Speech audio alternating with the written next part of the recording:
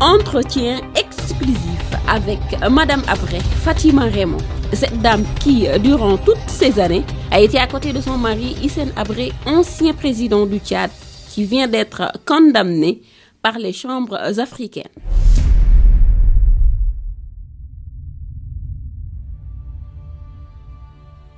Si on aborde la question sous l'angle du président Idriss Déby Itno, certains disent qu'il a été quand même incriminé dans ce qu'on appelle le septembre noir, à savoir la répression au sud du Tchad.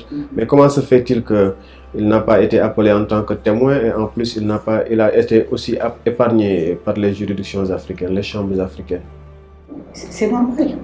C'est normal. Parce que, regardez, c'était quoi les chambres africaines? C'était quoi? Leur cible principale, c'était Hissène Habré. C'était lui. Et c'est pour ça que même, d'ailleurs, il y a des juristes ici, si peu, mais il y en a qui ont eu le courage de dire on n'a jamais vu nulle part dans le monde une juridiction juger un seul homme. Ça s'est vu nulle part dans le monde. C'est quoi cette histoire? Comment on peut dire que, raisonnablement dire que des faits qui concernent une nation entière, des faits de guerre, et si même par hypothèse on dit guerre, une guerre c'est quoi? On peut faire la guerre tout seul? Non, on ne peut pas faire la guerre tout seul. Il y a d'autres belligérants dans cette affaire. Et donc, comment c'est possible? Mais seulement, si vous voyez le statut des chambres africaines, quand vous voyez les statuts des chambres africaines, bien sûr que les gens, on les trompe, on les manipule. Parce que si vous voyez le statut des chambres africaines, comment il a été rédigé? Ils ont d'abord dit, premièrement, la commission d'enquête d'Idriss Déby contre Hissène Habré, elle est une base de l'accusation. On la valide. C'est écrit dans les statuts. Comme postulat de départ. Voilà, dans les statuts. Et après, deuxièmement, ils ont dit les rapports des ONG. Ça aussi, c'est une base, c'est presque une preuve. Ils l'ont dit de facto. Donc, quand vous voyez une chose pareille, vous dites, tiens, mais attends, ils ont déjà décidé là. Ça veut Donc dire vous, c'est comme si vous contestez la qualité de l'instruction. Non, mais il n'y a pas eu d'instruction. Il n'y a pas eu d'instruction. Mais c'est ça que je dis. Mais aux chambres africaines, ils ont eu un cabinet d'instruction. Oui, mais ils sont partis faire une promenade et ils sont revenus. Et ils ont mis dans leur statut que la commission d'enquête d'Idriss Déby, qui n'est pas une commission d'enquête normale quand même, et c'est quelque chose de totalement bidon, c'est pas indépendant, c'est subjectif, c'est à charge, c'est orienté, c'est grossier. Donc quand on est une juridiction internationale, et puis d'ailleurs, ça s'est vu nulle part dans le monde.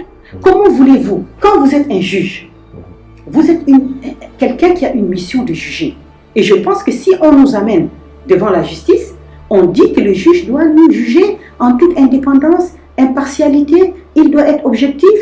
Et son but, c'est quoi? C'est la recherche de la vérité. Pour dire qui est coupable, situer les responsabilités, les degrés de responsabilité de chacun, dire qui a fait quoi dans cette affaire. C'est ça le juge.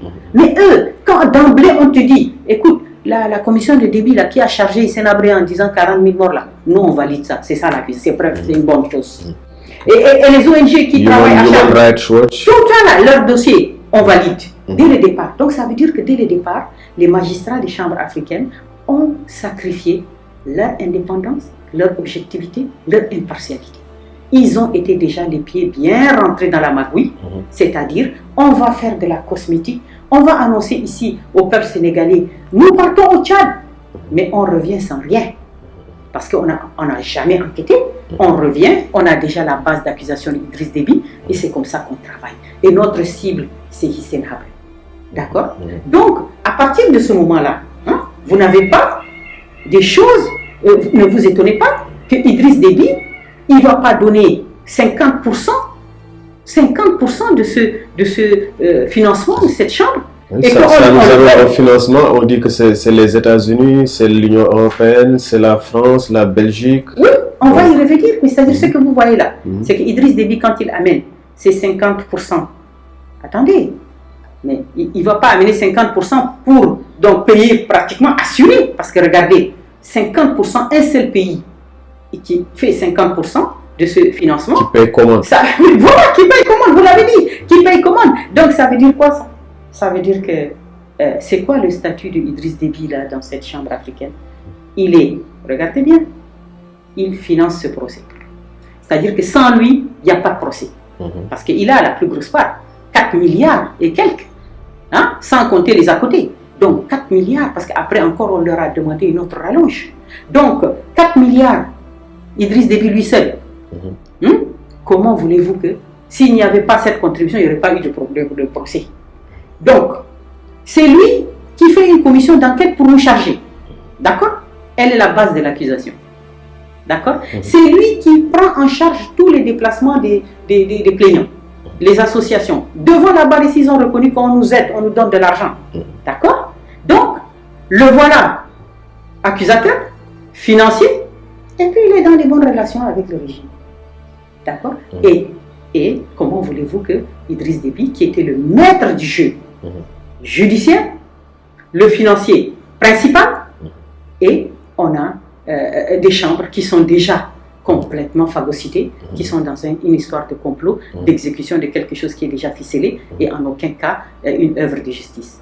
Donc, vous avez dit tout à l'heure, des financements, les États-Unis, la Belgique, l'Union européenne, la France, la Belgique. Très bien. Vous savez comment est financée la CPI? Prenons un cas simple. La CPI, les tribunaux pénaux internationaux du Rwanda, Yougoslavie, du Cambodge, etc. Comment ils sont financés? Ils sont financés par un mécanisme où des pays donnent des aides, mais alors personne ne peut dire que je suis majoritaire ou je suis impliqué. Alors, si on dit qu'ils payent commande, est-ce que ça ne vous dérange pas? Ça veut dire quoi la notion d'un bailleur de fonds qui serait impartial? Prenons le cas de la Belgique. Premier cas, Belgique. La Belgique a été impliquée dans l'affaire Habré. Elle a été impliquée profondément, histoire de demande d'extradition 4-5 fois. Hein? C'était vraiment une vraie folie. La Belgique, avait-elle le droit de financer ce procès? Non! En toute objectivité, si on a du bon sens. Hein? Mais au nom des droits de l'homme. Mais non, mais tu ne peux pas être engagé contre quelqu'un et dire c'est comme Idriss Déby. La Belgique, c'est comme Idriss Déby. D'accord? Parce que la Belgique, c'est quoi son problème avec Hissène Habré? La Belgique. Je crois bien, sans me tromper, que pendant le régime de Hissène Habré, je crois qu'il n'y avait même pas une ambassade de Belgique parce que c'était la guerre. L'ambassade de Belgique, je crois qu'elle était au Cameroun. Mais la Belgique, si vous voyez ce qui est intéressant dans cette affaire de financement de ces bailleurs de fonds, c'est que chaque bailleur de fonds, il intervient avec des intérêts différents. Et c'est très intéressant. Ils interviennent avec des intérêts différents. On a dit la Belgique. La Belgique, c'était quoi son affaire avec la justice pénale internationale? C'était la compétence universelle. Les Belges se sont levés un beau matin, ils ont dit, nous sommes le centre du monde en ce qui concerne la compétence universelle. Nous allons mettre fin à l'impunité sur la planète. Tout le monde a dit, Mashallah, Alhamdulillah, Baraka. Enfin, peut-être, le peuple martyr de Palestine va avoir droit à la justice. Et donc, les gens sont partis déposer des plaintes. Donc, on a eu l'affaire Sharon, on a eu l'affaire Bush, etc. Mais qu'est-ce qu'on a vu immédiatement? L'ambassade de Belgique à Tel Aviv, elle a été, les gens ont oublié, mais l'ambassade de Belgique à Tel Aviv, des manifestations, elle a failli être brûlée. Les Américains, ils ont dit quoi aux Belges? Ils ont dit quoi? Vous validez des plaintes contre George Bush, père. Mais, attention, nous allons enlever la base de l'OTAN qui est en Belgique. Nous allons l'enlever de votre territoire. Et vous allez voir le manque à gagner que vous allez avoir. Vous voyez, les gros poissons se sont levés et ils ont dit ça. Et donc, qu'est-ce qu'ils ont fait les Belges? C'est fini, c'était la pagaille, la panique totale. On a immédiatement changé la loi sur la compétence universelle. On a mis des filtres et des filtres pour pouvoir enlever tous les grands de la planète et qui se trouvaient être les grands pays occidentaux dans leur guerre et qui commettaient des atrocités partout. Donc on les a enlevés. Et puis la Belgique s'est dit, mais attendez, bon, on laisse les Occidentaux tranquilles, mais les Africains là, ils sont là, non? Ils sont là, les Noirs, ils sont là, les chefs d'État africains noirs, ils sont là. Il y a un Sénat qui est là-bas, allons vite, rentrez dans cette affaire, allons démontrer notre force sur eux. Voilà ce qui a animé la Belgique, c'est-à-dire l'utilisation de la compétence universelle comme instrument de sa diplomatie. C'est ça. Ok. Pour le rayonnement de sa diplomatie. Voilà, c'est tout. Et c'est pour ça qu'ils sont rentrés dans cette affaire. Maintenant, on a un deuxième point. Les États-Unis. Très intéressant. Parce que vous savez, nous, on suit bien notre affaire. Les États-Unis, selon même les déclarations de Reed Brody, les États-Unis ont toujours été très réticents à entrer dans l'affaire Habré. Et Reed Brody a toujours dit, j'arrive pas à faire rentrer les États-Unis dans l'affaire Habré. Pourquoi? Parce que, tout simplement, il disait que les États-Unis voient toujours en Hissène Habré la personne, l'homme qui a réussi à freiner l'expansionnisme libyen, qui a sauvé son pays, l'intégrité territoriale de son pays. Et les États-Unis ont vu tous les sacrifices extraordinaires consentis par le peuple tchadien, par sa jeunesse, pour pouvoir faire reculer Gaddafi. Donc, les Américains ont été, on est arrivé avec Obama, et c'est avec l'arrivée de Obama que les choses ont bougé, c'est ce qu'on a dit. Mais ce qui est, pour moi, qui explique l'entrée des USA dans l'affaire Habré, c'est simple. C'est-à-dire que, vous voyez que l'image des États-Unis a été considérablement écornée, éclaboussée par les grands scandales.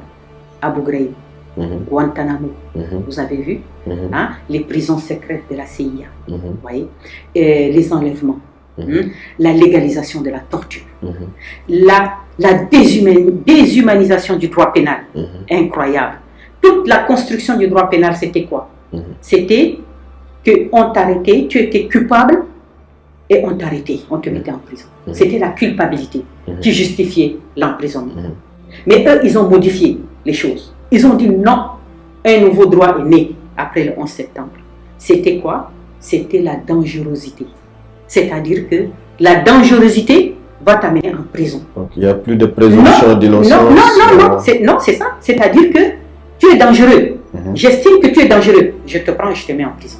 D'accord? C'est ça, les prisons secrètes de la CIA. Et vous savez, j'ai lu récemment le rapport de la commission sénatoriale américaine sur les événements du 11 septembre. Vous voyez, c'est un gros livre de 600 pages. Et c'est très intéressant parce que c'est le rapport officiel qui a été... on a mis, bon, ils l'ont sorti, ils ont mis 5 ans pour travailler dessus. Et après, il faut attendre.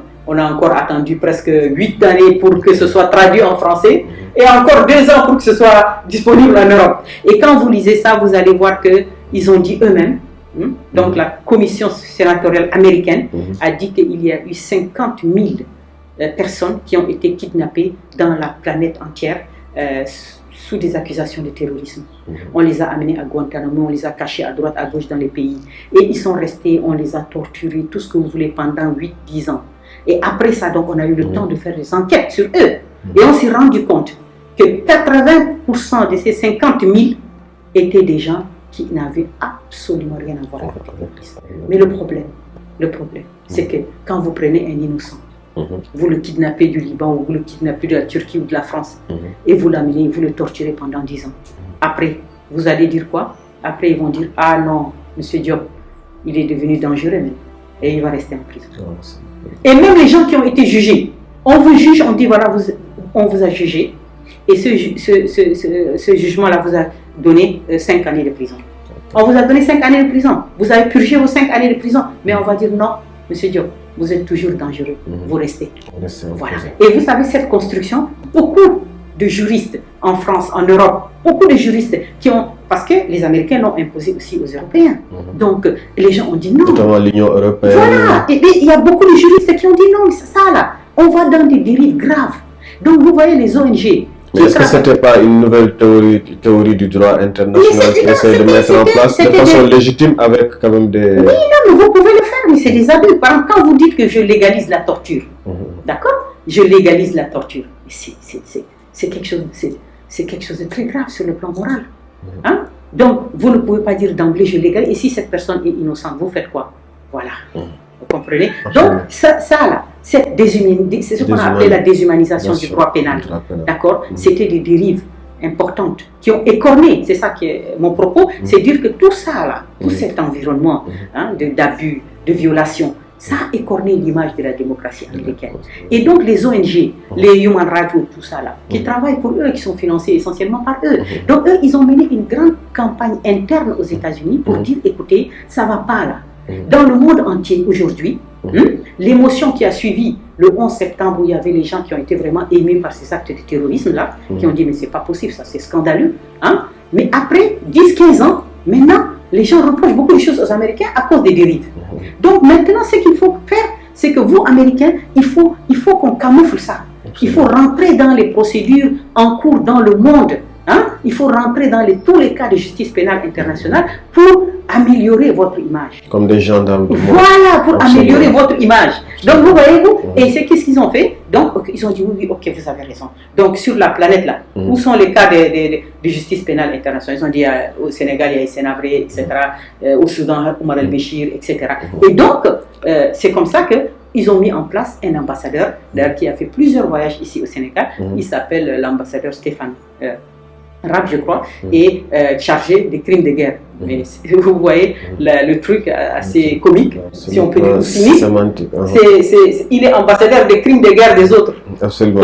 Ça, c'est les États-Unis. Voilà, si on en revient au Sénégal, comment analysez-vous la position sénégalaise du président Abdou Diouf en passant à Abdoulaye Wade jusqu'à l'actuel président Macky Sall? Alors, avant de venir à ça, je voudrais juste boucler la série des pays occidentaux en parlant de la France. La France. Voilà, c'est très important. Voilà. Parce que c'est un acteur majeur, plus important que la Belgique, plus important que les États-Unis. Et peut-être aussi. Un ancien allié de Hissène Habré? Non. La France n'a jamais été un allié de Hissène Habré. Ah bon? Non, dans l'histoire. Mais ça ne passera pas. Donc, vous voyez, c'est-à-dire que la France est Hissène Habré. C'est intéressant, la France est Hissène Habré. L'histoire, elle commence, si on peut dire, en 1970.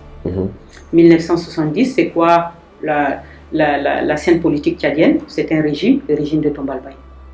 Un régime, une dictature sanglante, terrible, qui a causé donc des milliers de morts et qui a aussi créé une révolte et la rébellion. Une rébellion qui fait face à ce régime dans les montagnes de Tibesti. Et cette rébellion est dirigée par un certain Hissène Habré.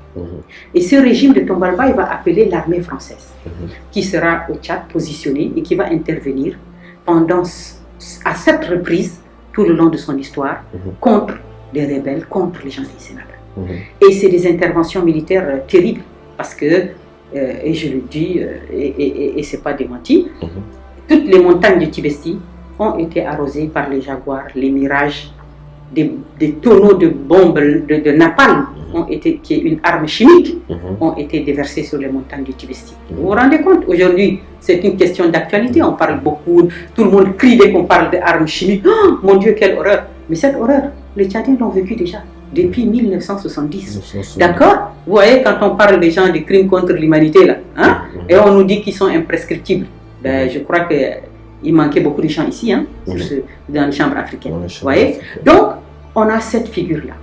Et on a un régime qui est soutenu et organisé par des officiers français. C'est-à-dire que le régime de Tombalbaye avait des organes de sécurité, des organes de répression importants. On avait le centre de renseignement et d'arrestation, c'est un centre de renseignement qui était dirigé par le commandant Galopin. D'accord? Ce centre-là, il agissait directement contre les rebelles. C'est-à-dire qu'on te cherchait dans les villages, on te trouve, toi, on te dit, Monsieur Diop, viens ici, toi, ton frère ou ton cousin là est dans la rébellion, on t'arrête, on te torture, etc. Et ils sont responsables des milliers de morts. C'est un Français qui le dirige. On a encore autre chose, la compagnie tchadienne de sécurité, la CTS, coiffée par un officier français, Camille Gourvenec. Donc vous voyez, lui aussi, secondé par un autre Gélineau, Albert Gélineau. Donc, voilà des organes de la répression de ce régime de Tombalbaye, dirigé par des officiers français, et ayant à côté d'eux l'opération militaire qui agissait tous contre les rebelles. Vous voyez, et ils vont perdre cette guerre-là. Et ce régime-là va tomber. Vous voyez, donc vous voyez déjà un soubassement, un problème de gens qui disent nous sommes là, nous avons dirigé un régime, soutenu un régime, et des rebelles qui viennent et nous écrasent et nous font tomber. Donc on garde des ressentiments. Et puis après, vous avez, ça s'enchaîne avec la guerre avec la Libye. Donc, premier grand problème de Hissène Habré avec la France, c'est cette affaire de la rébellion, de cette affaire de l'intervention de ces hommes, hein, du contrôle des organes de répression par les officiers français. Et deuxièmement, donc, on a la grosse affaire de la guerre avec la Libye. Et la France, dans cette guerre avec la Libye, était, comment dirais-je, était tiraillée entre deux choses. L'intégrité territoriale du Tchad et ses intérêts commerciaux en Libye. Avec le pétrole. Avec le pétrole. Très bien. Une véritable force économique extraordinaire de Gaddafi. Et la France a besoin, à l'époque Elf, aujourd'hui Total, et c'est toujours une réalité. Et le président Mitterrand disait toujours, là où il y a du pétrole, c'est Elf qui fait la politique. D'accord? C'est Elf qui fait la politique, qui détermine. Ça veut dire quoi ça? Ça veut dire que quand, et on va le voir, et donc du coup ils vont dire à Hissène Habré, Gaddafi a pris la moitié de votre pays, c'est pas grave. Toi tu n'as pas la force, il faut le laisser. En fait, parce qu'eux, ils veulent sauvegarder leurs intérêts économiques. Et donc c'est exactement ce qui se passe au Mali, voyez-vous. Et Hissène Habré a dit jamais de la vie. Nous on va se battre. Et donc c'est l'occasion aussi de dire que dans cette guerre entre le Tchad et la Libye, il n'y a pas un seul soldat français qui est mort pour le Tchad. Attention, il n'y en a pas un seul. Ça, c'est clair. Donc la France n'a jamais soutenu Hissène Habré.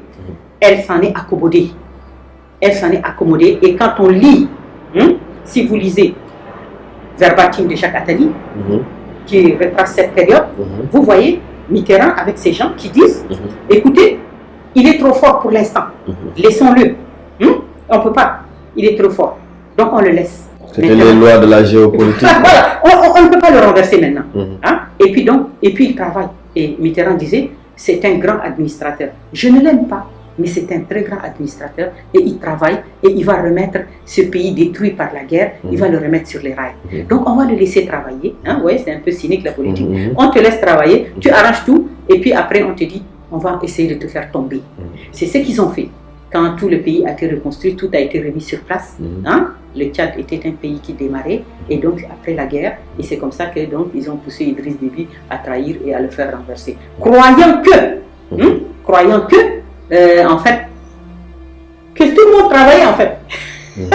Vous savez, ils ont pas compris que c'est peut-être le travail d'un seul homme et qui boostait tout le monde, qui tirait son équipe. Et cet homme-là, une fois qu'il n'était plus là, eh ben, tout s'est effondré avec Idriss Déby. Tout s'est effondré. Voilà. Et donc, vous voyez, c'est ça. Maintenant, troisième problème avec la France, pour finir avec elle.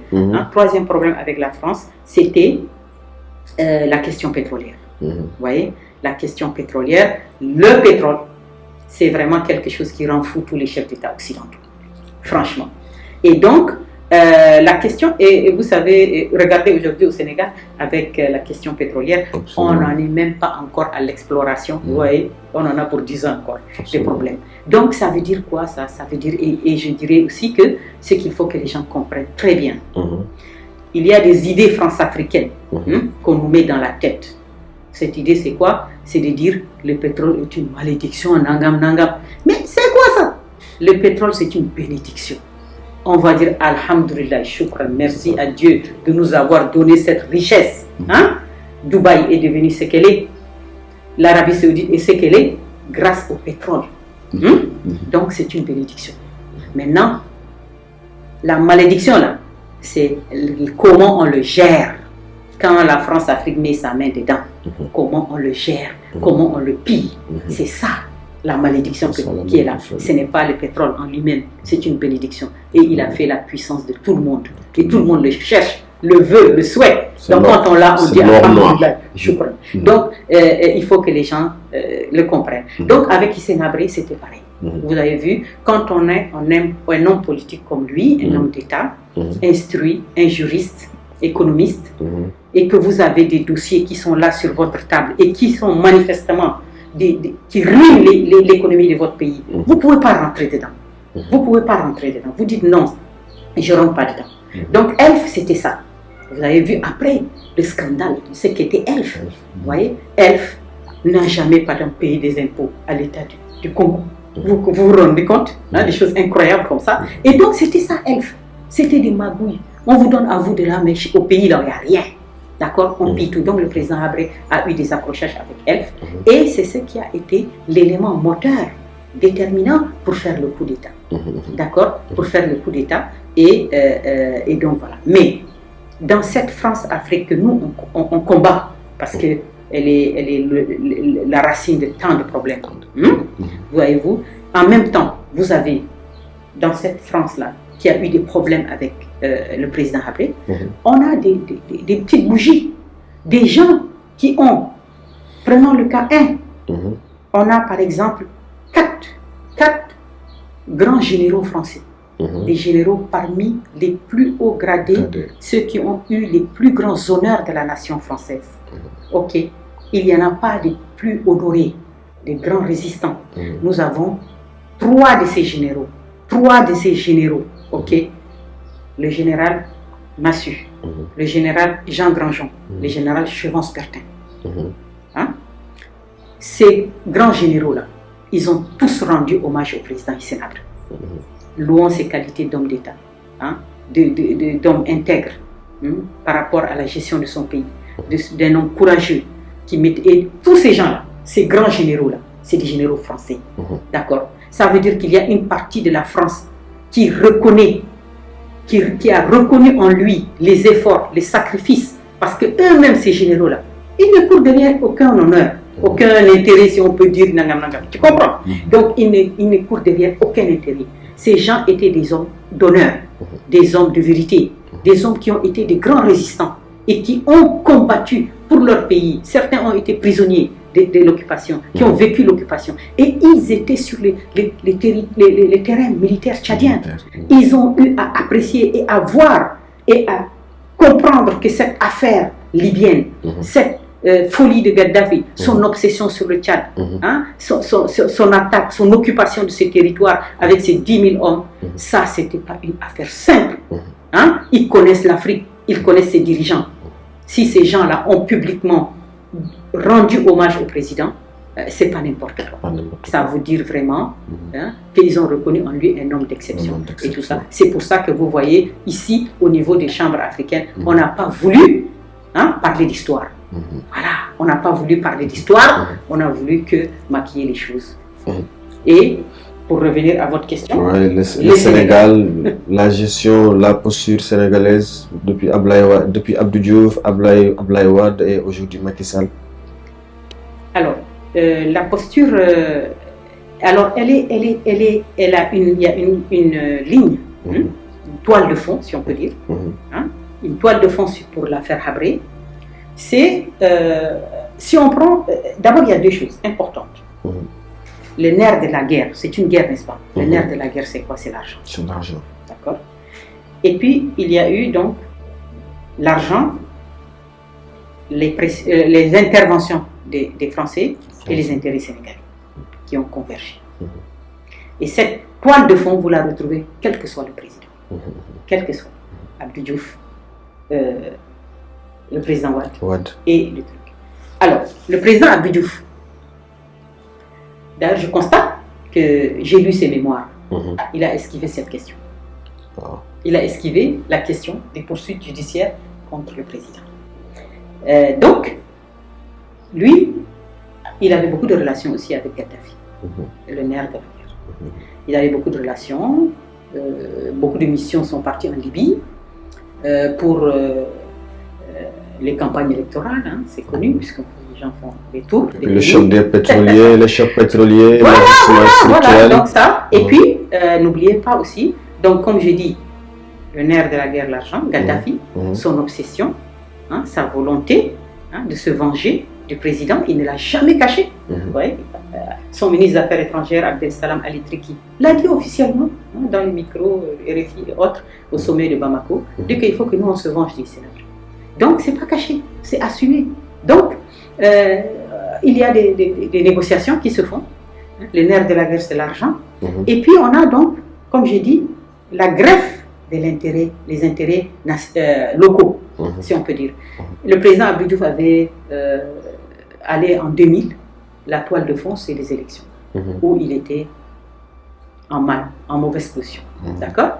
Et il a utilisé cette affaire, je l'ai dit une fois, pour essayer de détourner l'opinion sénégalaise, nationale, qui se mobilisait pour une élection, pour une alternance. Et donc, il l'a utilisé.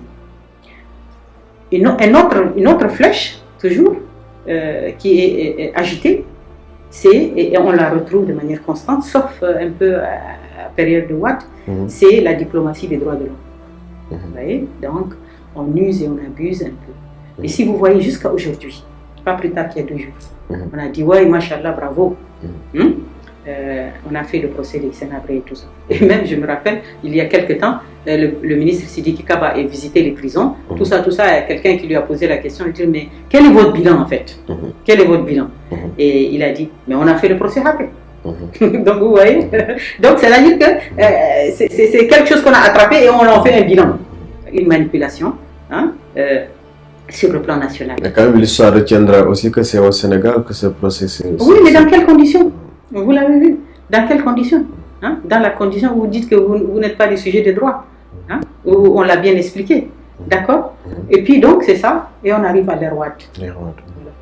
Abdoulaye Wade, il n'a rien à voir avec Abdou Diouf.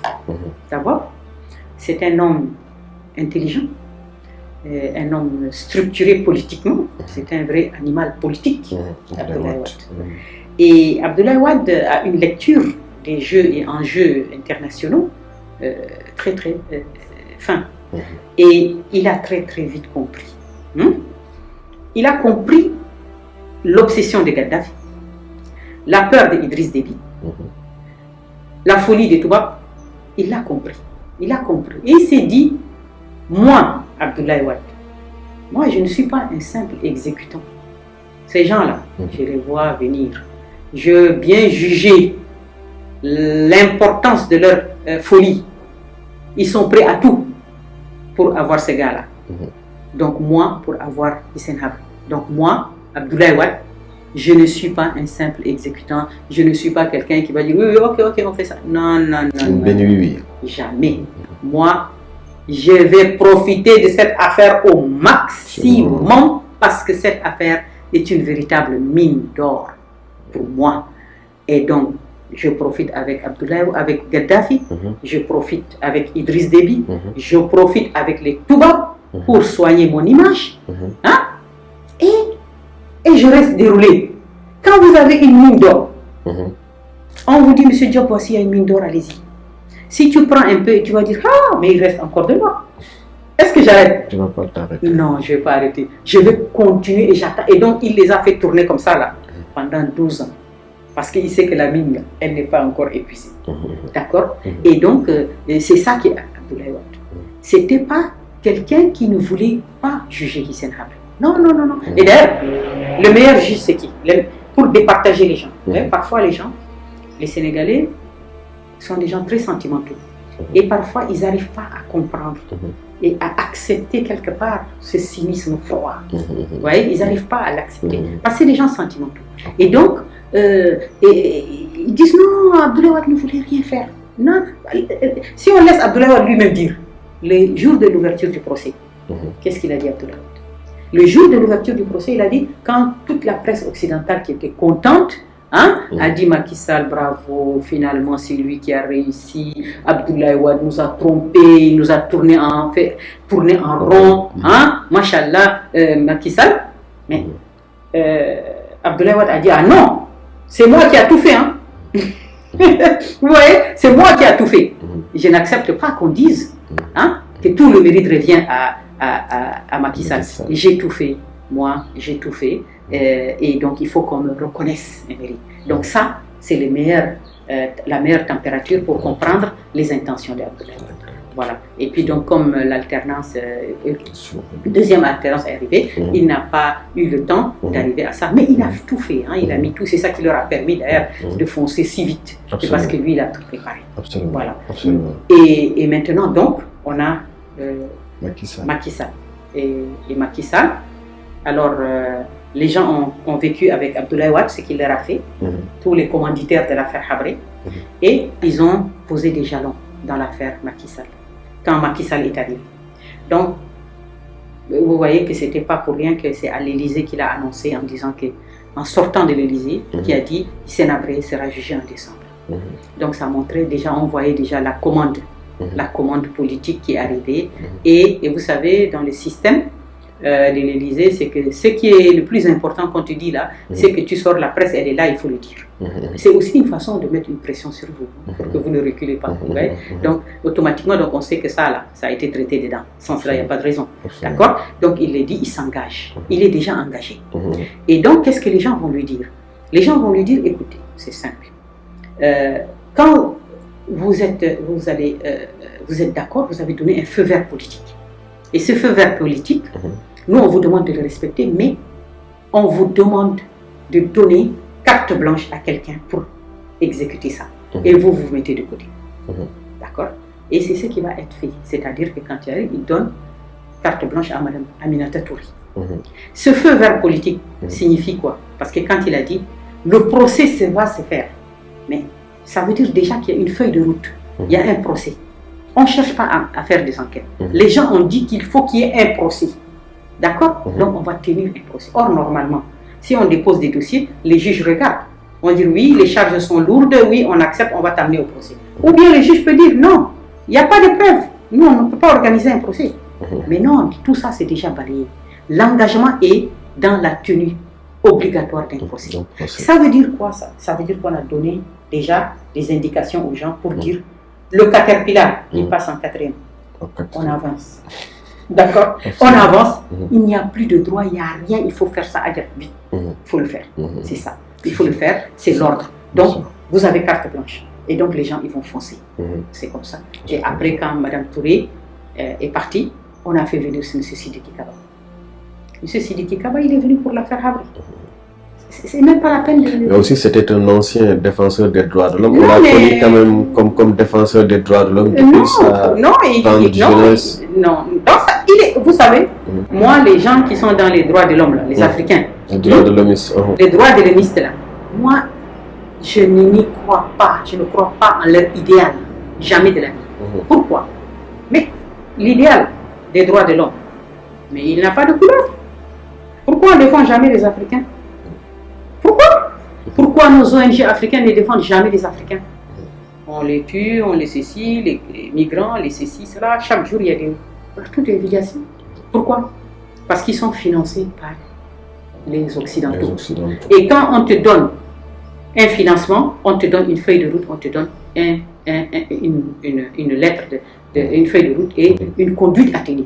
Vous savez, c'est pas pour rien que quand ils ont commencé à dire l'islam, machin, toute la guerre contre l'islam et tout, on a dit aux ONG, 1, vous allez militer sur les droits des homosexuels, 2, vous avez vu, à un moment, on a parlé de la réforme des Dara, etc. Ça, là, tout ça, là, le soubassement, c'est quoi? C'est des choses contre l'islam. C'est tout. Et ça, ce discours-là, il est porté par les Occidentaux et mis en application chez nous par nos ONG qui ne tiennent ni compte de nos cultures, ni de nos sensibilités, ni rien. Parce qu'on leur donne un dossier, on leur donne de l'argent et on leur dit bismillah, allez foncer. Et ils crient sur nos têtes. Voilà. Donc je n'y crois pas. Et donc je dis que après Mimi Touré, Madame Aminata Touré, après elle, il y a eu M. Sidiki Kaba qui était venu. Il était avocat des partis civils. Il était déjà engagé même auprès des chambres africaines. On l'a sorti de là pour en faire un ministre de la Justice. C'est extraordinaire. C'est déjà une anomalie grave. Et donc à partir de là, on voyait déjà la couleur. Et donc le président Macky Sall, lui, il s'est engagé résolument à ça. Donc c'est ce qui a été appliqué. Voilà. Absolument. Aujourd'hui que les chambres africaines extraordinaires ont disparu, comment se passe la détention du président Habré?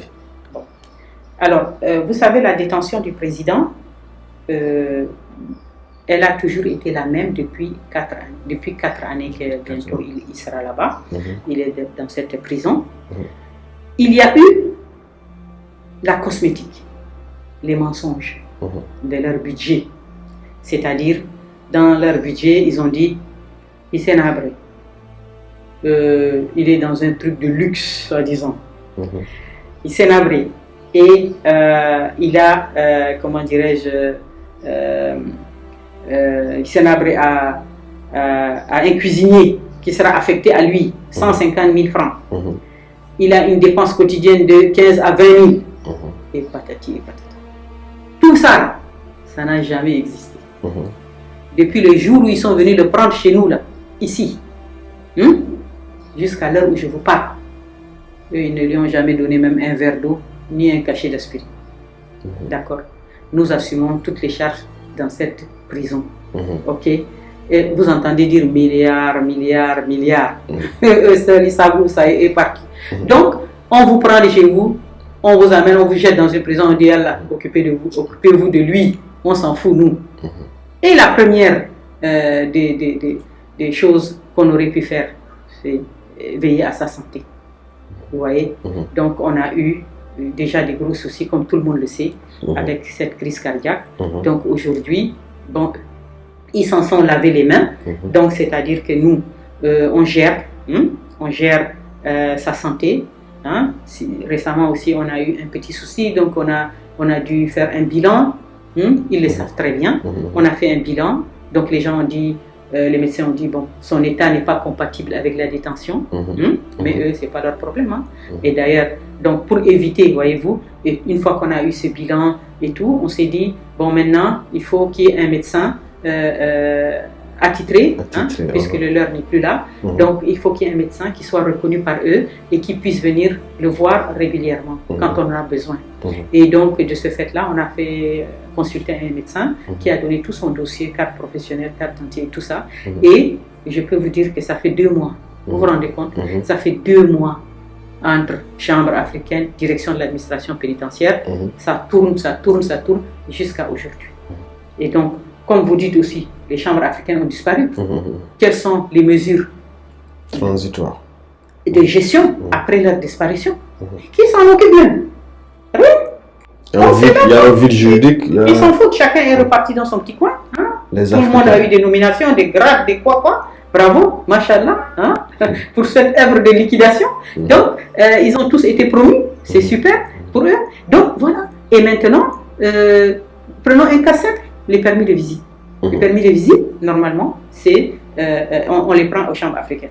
Donc, depuis le 27 avril, ils ont disparu, non? Si votre permis est expiré, khalas, vous restez, on est là, ça fait 1 mois et quelques, on ne sait même pas qui fait. Vous allez là-bas, les gens qui gèrent leurs affaires, ils disent non, c'est fini, cette juridiction n'existe pas. On fait quoi là? On va au tribunal, les gens disent non, il n'y a rien. Donc on tourne, c'est pas leur problème. Donc, voyez-vous, ce souci de la question de la santé du président est importante pour moi. Et donc, vraiment, bon, on attend, on espère qu'ils vont bouger pour pouvoir y remédier. Absolument. Vous avez été première dame. Bon, on vous a vu aussi au Sénégal adresser une lettre ouverte à la première dame du Sénégal, en l'occurrence Marième Faye Sall. Quel était votre objectif par rapport à cette lettre ouverte? Voilà, vous savez, comme je vous ai dit, dans le cadre de la communication, dans le cadre de la sensibilisation de l'opinion par rapport à cette affaire, à tous ces déraillements, ces abus et tout ça, j'ai adressé aussi des lettres au président Macky Sall, et puis après, j'ai adressé une lettre à Mme Marième Faye Sall à partir de 3 éléments, 3 observations. D'abord, je suis dans ce pays, ça fait longtemps. Et donc, j'observe la scène politique sénégalaise. Et je pourrais dire que j'ai vu en cette femme d'abord une voix pleine d'humanité. Une voix pleine d'humanité. Un rôle aussi. Ce n'est pas seulement une voix, c'est une femme qui a un rôle qu'elle accomplit avec beaucoup de sérénité. D'accord? Et puis c'est une femme engagée. Engagée sur le front social et engagée politiquement aussi aux côtés de son époux, le président Macky Sall, pour l'accompagner dans ses activités.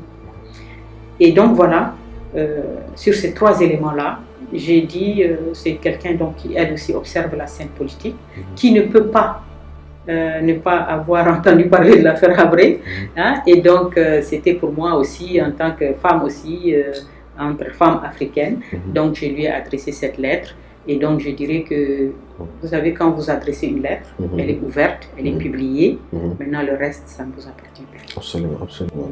On est presque à la fin de l'émission. Une dernière question, mais comment vous appréhendez votre avenir actuellement avec tout ce qui s'est passé, 17 ans de galère, le verdict est tombé. Comment appréhendez-vous l'avenir? L'avenir, notre avenir. Bon, vraiment, je dirais que l'avenir, vous savez, pendant 17 années, on nous a volé tous nos projets d'avenir. Franchement, on nous a volé tous nos projets d'avenir. On n'a vécu que pour se défendre de cette histoire-là, qui était sur notre tête, qui a pesé sur nos familles, notre environnement, nos enfants. Et donc, on n'était que dans ça, mobilisant toute notre énergie, physique, intellectuelle et même financière, puisqu'il a fallu pendant 17 années, et pour arriver à quoi? À être condamné à perpétuité. Vous voyez? Donc, on nous a volé tous nos projets d'avenir. On nous a mis dans un tunnel. Et on nous a poussé, on nous a mis dans un tunnel. Et après 17 ans, a-t-on vu le bout de la lumière? Je ne pense pas. On est sorti et on nous a mis encore dans un autre tunnel. Le tunnel de cette prison à vie. C'est un autre tunnel. Donc nous, on va continuer le combat contre cette injustice incroyable. Et on va continuer tant que le président Habré sera privé de sa liberté. Donc, on va continuer à sensibiliser, continuer à parler, à dénoncer cette injustice avec nos armes, certes inégales aux leurs. Et avec notre foi, nous allons continuer et puis aussi continuer donc à gérer cette prison, à nous occuper de tout, comme on le fait, on l'a toujours fait, et aussi à veiller à la santé du président. Moi personnellement, je dirais, si j'arrive à trouver, comment dirais-je, un peu de motivation, si j'arrive à trouver la motivation pour me consacrer à autre chose, de cette affaire qui a bouffé notre vie, détruit notre vie, franchement, et notre santé aussi, pendant ces 17 ans. Vous savez, j'ai créé une maison d'édition.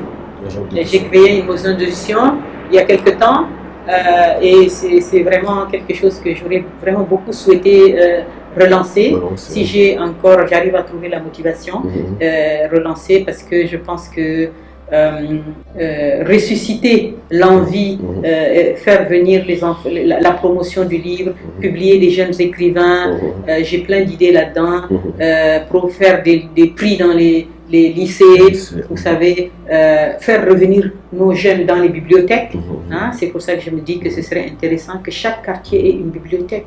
Donc si à l'ère du numérique, vous voyez, plus personne ne veut lire, même si on peut s'instruire, mais il faut que la jeunesse africaine, cette jeunesse africaine, pour qu'elle puisse s'instruire, il faut qu'elle revienne dans les bibliothèques, il faut qu'elle lise. Et ceci, il faut les aider parce qu'on ne peut pas combattre les numériques. C'est un projet assez didactique, quoi. Oui, absolument. Et je dis que j'aurais vraiment aimé me consacrer à ça, publier, faire des collections jeunes écrivains, des collections pour les femmes, écrivains, promouvoir ça. Installer des bibliothèques dans chaque quartier et donc donner la chance à des jeunes Sénégalais qui sont devant moi, ou Tchadiens ou Africains, en tout cas de s'essayer à l'écriture et d'avoir une chance d'être édité. Vous savez que ce n'est pas quelque chose de facile, et donc si on est éditeur indépendant, vous avez la possibilité de lire un livre et de donner une chance à quelqu'un de lire. Donc vraiment ça, j'aurais aimé pouvoir le faire si c'est possible. Voilà, bon, on est à la fin de l'émission. Leral.net vraiment a été vraiment heureux que vous nous accordiez cette interview. On va vous laisser quand même dire votre mot de la fin. Oui, bon, je remercie Leral vraiment de m'avoir donné cette opportunité de faire le bilan de cette affaire. Et je dirais que vraiment, c'est vrai, les gens peuvent se féliciter du procès Habré. Et encore faut-il que j'ai dit que le Sénégal, qui est un grand pays, n'avait pas besoin. Franchement, qu'est-ce que l'affaire Hissène Habré a apporté de vraiment positif A-t-on vu des milliards tomber ici au Sénégal? Qu'est-ce que ça leur a apporté de détruire la vie d'un seul homme? Ça a apporté quoi? Est-ce que le Sénégal a fait une œuvre de justice dans cette affaire? Jamais de la vie. Est-ce que le Sénégal a rendu justice au Tchad, au peuple tchadien par rapport à son histoire? Non. Je crois qu'il y a une grande œuvre d'injustice. Parce qu'aujourd'hui, ce qui se passe au Tchad, c'est quoi? C'est qu'on a mis le doigt dans des événements politiques dont personne ne s'est occupé même à savoir c'est quoi, dans des guerres civiles. Et on a pris parti pour une partie contre une autre. Et ironie de l'histoire, c'est justement la partie Hissène Habré, lui le seul qui a défendu son pays contre la France-Afrique, contre la Libye. C'est celui-là qu'on vient juger ici. D'accord? Mais ça, là, cette œuvre de Hissène Habré, il n'aurait jamais pu l'accomplir s'il n'était pas en symbiose totale avec son peuple. Vu les moyens démunis du Tchad à l'époque, qui n'était pas encore un État pétrolier, d'accord, jamais Hissène Habré, s'il n'était pas en symbiose avec son peuple, s'il ne s'était pas appuyé sur tout ce peuple-là, dans toutes ses composantes, c'est eux qui l'ont soutenu pour aider. Ça veut dire que c'était un petit huis clos ici, huis clos France-africain, où on s'est débarrassé d'un homme. Mais c'est en aucun cas une œuvre de justice. Au contraire, il y a eu aujourd'hui ce qui s'est passé à Dakar, a créé des fractures sociales, politiques au Tchad, a ravivé des blessures que le temps a commencé à cicatriser. Parce qu'on a dit, il y a Hissène Habré, toi, tous les gens qui t'ont soutenu, qui sont morts, cette jeunesse tchadienne qui a perdu sa vie, sacrifié sa vie pour son pays. 15 000 hommes jeunes tchadiens sont morts sous les balles libyennes. 15 000 personnes identifiées avec nom, prénom de leur père et mère, pour qu'on ne dise pas que c'est du n'importe quoi comme ce qu'eux ils ont fait là. Vous voyez? Donc 15 000 jeunes Tchadiens sont morts sous les balles de la Libye. Et donc on a dit à cette partie du Tchad, à cet ensemble de ce peuple tchadien, on lui a dit, les chambres africaines, malheureusement sous l'égide du Sénégal, leur a dit, vos frères, vos maris, vos fils, vos enfants qui sont tombés sous les balles libyennes ne nous intéressent pas. Ils ne sont pas intéressants pour nous. Nous, on magouille avec la France-Afrique et c'est bon. Ça, ce n'est pas de la justice. C'est une blessure profonde. C'est une falsification de l'histoire de notre pays. On ne va pas l'accepter. On ne va pas l'accepter. On va le combattre. Et aujourd'hui, c'est dommage parce que les gens, ils ont été très, très blessés par tout ce qu'on a vu ici à Dakar. Et les gens ont dit, très bien, puisque le Sénégal a donné la parole à des gens comme ça, un petit groupuscule, et nous a ignoré nos enfants qui sont morts pour notre pays. Personne n'a voulu écouter leur histoire, personne n'a voulu leur donner justice. Et bien nous, on attendra notre tour. Et c'est terrible. C'est terrible. Et je dis que le Sénégal, sa réputation, ce grand pays, n'avait pas besoin de ça pour être ce qu'il est, franchement. Et je dis que, bien sûr, l'affaire Habré, c'est malgré tout le bruit, les histoires médiatiques, c'est avant tout une affaire de silence. Silence sur le sort d'un homme, silence sur les abus, les violations graves, sur l'acceptation de ce simulacre de justice. Et c'est ça que je dis que nous, notre action, elle va continuer contre l'oubli. Voilà. Et je dirais juste un dernier mot. Nous avons, comme je l'ai dit tout à l'heure, subi beaucoup de choses dans cette affaire. Nous étions une famille ici isolée, loin de notre pays, loin de nos parents. Si on a tenu, si on a pu tenir, c'est aussi grâce à nos amis ici, des familles sénégalaises, françaises, marocaines, béninoises, togolaises, qui nous ont aidés, soutenus. Moi, je peux dire combien de fois, quand il y avait tellement de problèmes, j'ai des sœurs sénégalaises qui sont venues me dire, madame, vas-y, occupe-toi des problèmes avec les avocats. Nous, on s'occupe de faire tes courses, machin, pendant le ramadan et tout ça. Donc, vraiment, je remercie. Je remercie aussi les enseignants du lycée Mermoz qui ont, parce que vous voyez cet environnement pollué, des traumatismes pour nos enfants, ces enseignants du lycée Mermoz, je voudrais vraiment les remercier parce qu'ils ont contribué à créer un environnement sain dans lequel mes enfants ont pu évoluer, faire des études brillantes et être aujourd'hui toute notre fierté. Et pour conclure, je dirais que j'ai une pensée aussi pour Serigne Mansour Sy, Borom Daradji, Allah yarhama, donc qui nous a beaucoup accompagnés. Ses prières nous ont aidés à garder la foi, à être debout, à se battre, à croire en nous. Et je dis simplement à tous ces gens, pour tous ceux qui nous ont fait, je pense que les doigts de Serigne Mansour Sy, ça ne part jamais dans le vent. Jamais. Et ça, c'est notre intime conviction. Et on verra. Voilà. Donc, je remercie encore une fois l'ERAL. Et je dis Ramadan Kérim à tout le monde. Merci.